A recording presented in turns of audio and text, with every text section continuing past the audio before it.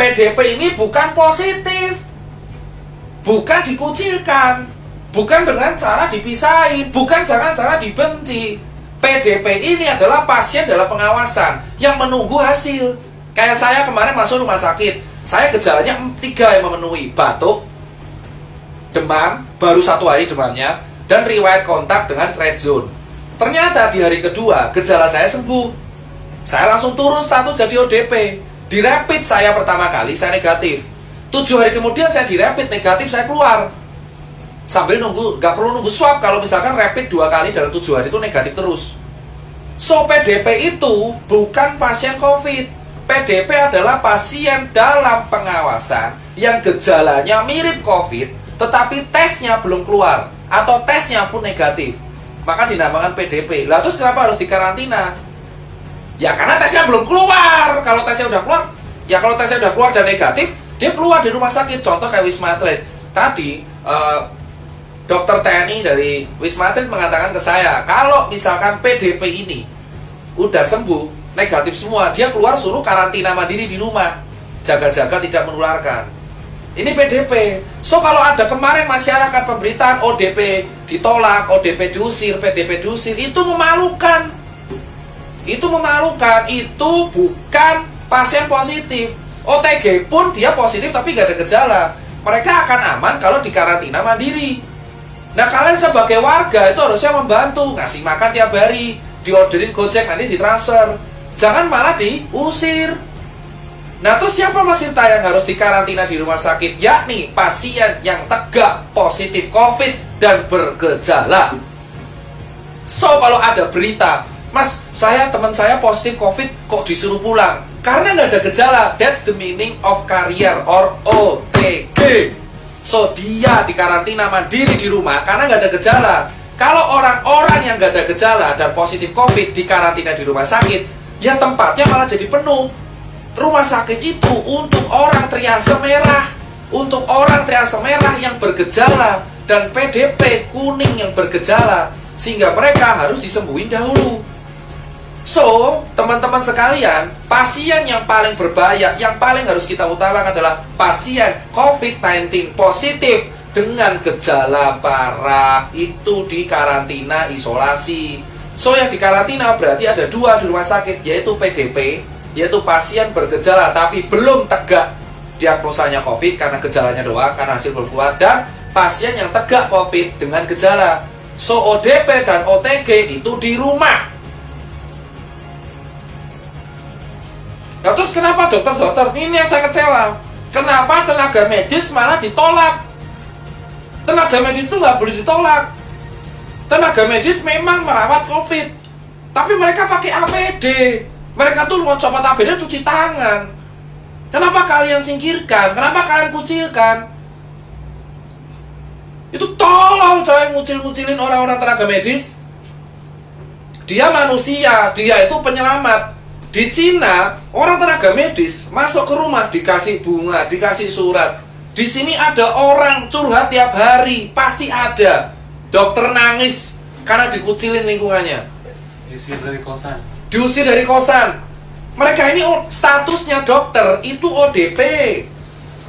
Mereka punya riwayat kontak dengan pasien positif, tapi mereka nggak bergejala. Dan mereka juga dites rapid tiap hari, Bapak. Tiap 7 hari mereka tuh tes rapid. Kalau sudah positif dia dirumahkan. Sistem jaganya tenaga medis itu 14 hari off, 14 hari on. Jadi 14 hari jaga, 14 hari off turun. Jadi mereka itu bukan orang yang aib gitu loh Pak. COVID itu kayak TBC Pak. TBC bahkan lebih berbahaya, dia airborne disease. Dan TBC itu diremehin di Indonesia. Bahkan sudah ada vaksinnya BCG. TBC selama dulu airborne disease, gak ada kayak gini. Padahal TBC itu kalau batuk, virusnya Mycobacterium tuberculosis itu bertahan di udara selama berjam-jam. Dan pengobatannya TBC itu 6 bulan. Belum campak. Tapi kenapa COVID dianggap aib, tapi TBC enggak? Padahal lebih parah TBC. Saya penderita TBC, 10 bulan saya baru sembuh. Usia 8 tahun sampai 9 tahun. So buat teman-teman semua, tenaga medis itu memang masuknya ODP.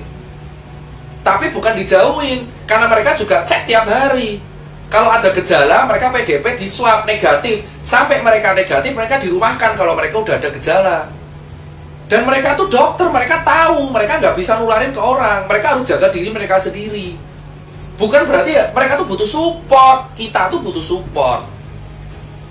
Nah ini sekarang jelas. Yang kelima apa? Jenazah.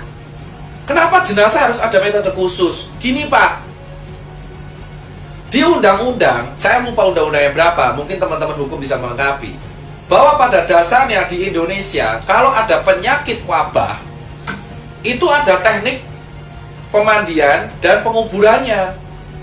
COVID itu kategorinya wabah, pandemik.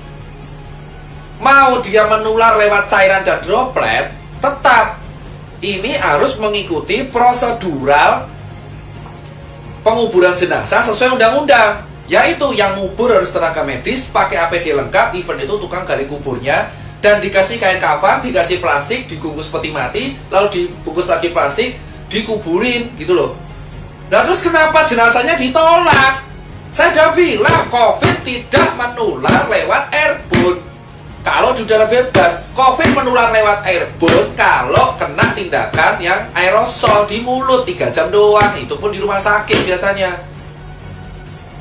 Jenazah ini harus kayak gituin karena itu undang-undang, namanya teknik pemulasaran atau apalah, teknik pengubaran sesuai undang-undang, karena wabah. Dan yang paling bisa kena itu ya tukang kuburnya. Kenapa kalian di desa malah nolak jenazahnya? Kalau dikubur terus semuanya kena, ya enggak. Ya nanti kan nular lewat air tanah, ya enggak, kan dibungkus plastik. Itu jenazah dibungkus plastik, terus dibungkus lagi sama peti, terus dibungkus lagi sama plastik lagi. Kenapa ditolak? Itu orang meninggal, udah kena musibah, dan mereka sudah dikubur sesuai standar. Kantong jenazah juga dikasih kantong jenazah. Kok kalian takut banget sama orang yang udah meninggal?